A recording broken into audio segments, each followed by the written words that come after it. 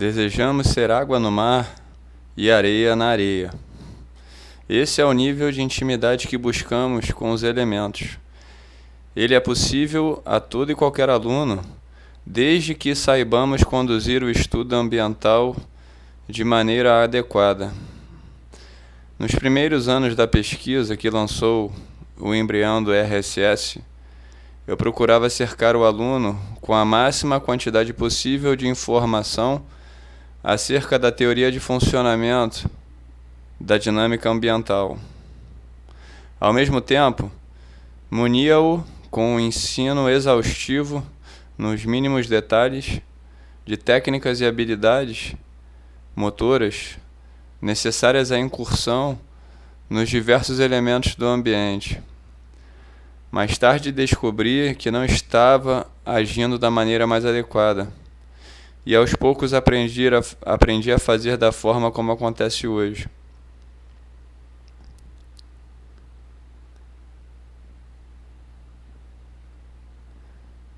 Então eu incentivava demais o pensamento durante a aula.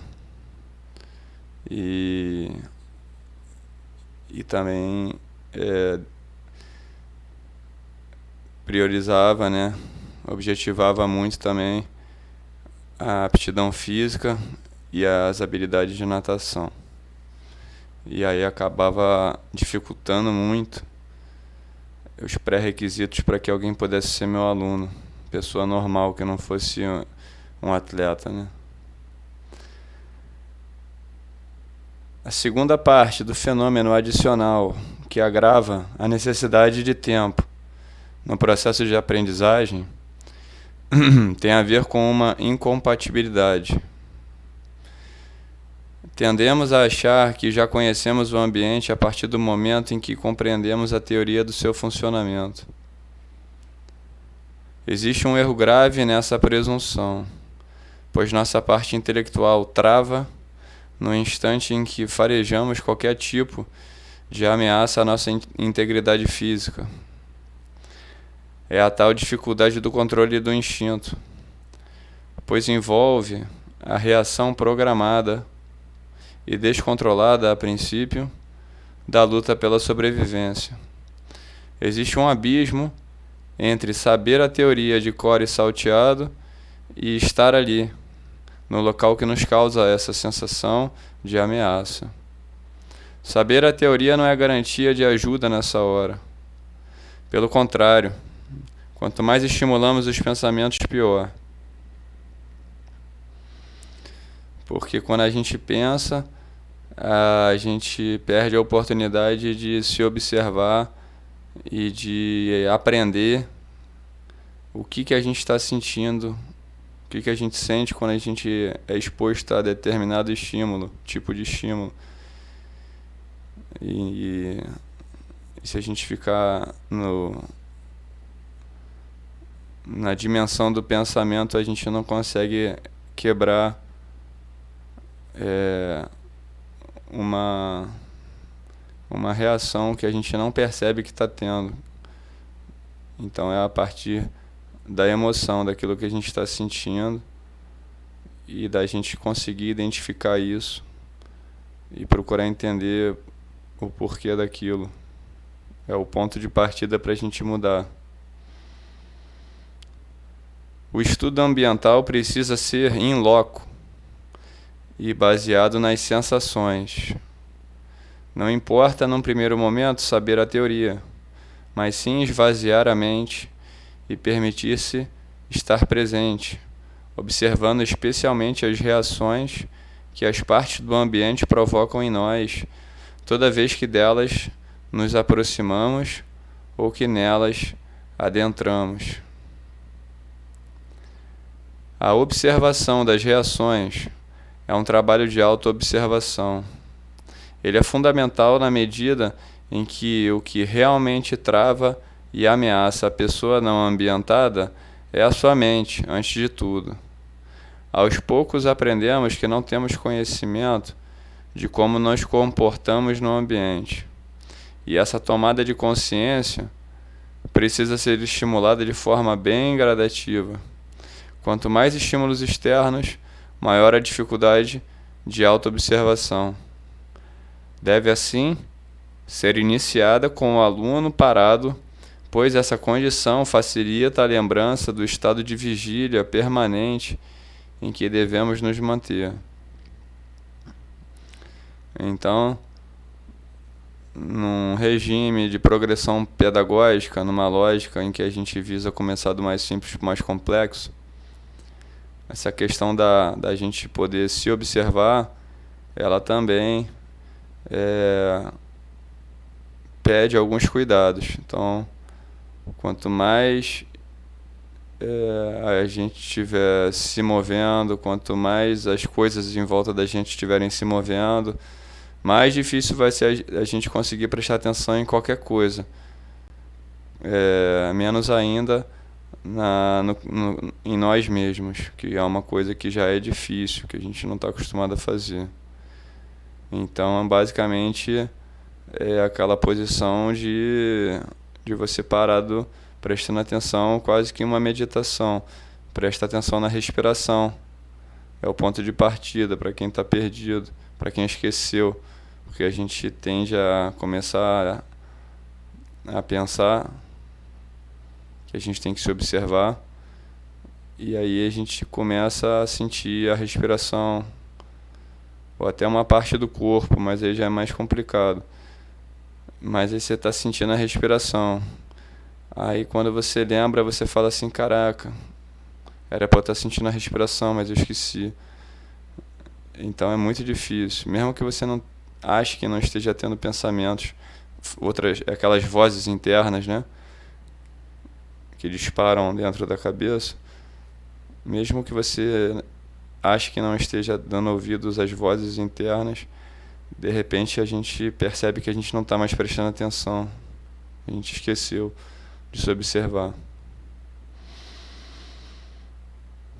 Então, nesse ponto, uma sinergia interessante acaba sendo ocasionada no caso de um ambiente cuja natureza é aberta e selvagem, quando tomamos medidas que visam favorecer a autoobservação. Então, na arrebentação, a autoobservação na arrebentação também, mas a autoobservação ela requer que a pessoa esteja parada, fica mais fácil, né?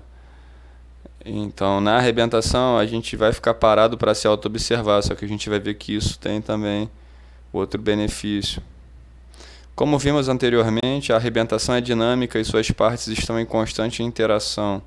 Nela, o chamado movimento ambiental pode se apresentar discreto e lento, não detectável no olhar.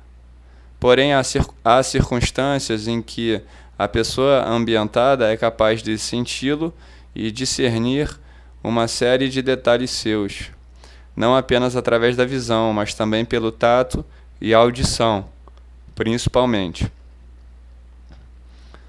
Olfato também.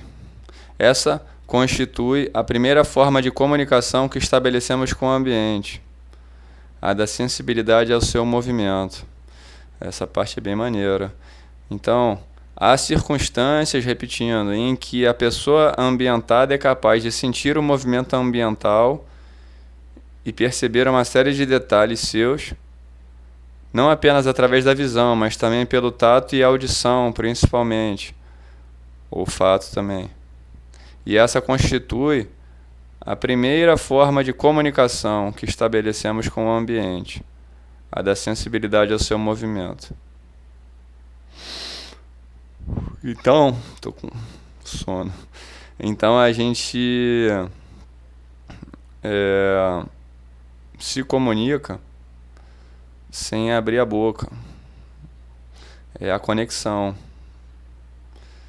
Aí quando a gente está trabalhando com uma criança, a ambientação de uma criança, ou até um processo de desenvolvimento humano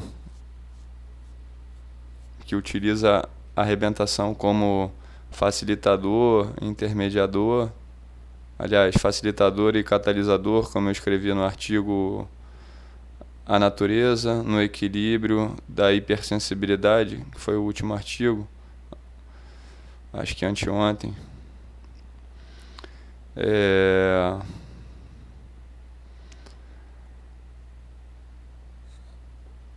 A criança, quando ela tem a sua atenção presa por algum estímulo externo, a gente tem que estar prestando atenção para a gente perceber quando isso acontece e a gente não quebrar essa conexão que se estabelece de forma tão sutil e silenciosa. Não quebrar isso porque a gente está no automático de achar que a criança está o tempo inteiro precisando ser pagiada. Então aí de repente você vê a criança em silêncio, olhando para alguma coisa, e se você não estiver prestando atenção, você vai acabar quebrando aquele momento ali de bobeira. Então é uma conexão, é um estágio que, uma vez alcançado, a gente tem que respeitar que aquilo ali está acontecendo, a gente tem que deixar rolar e a gente tem que perceber na hora em que o interesse da criança estiver começando a diminuir, aí a gente tem que redirecionar para que essa conexão se mantenha.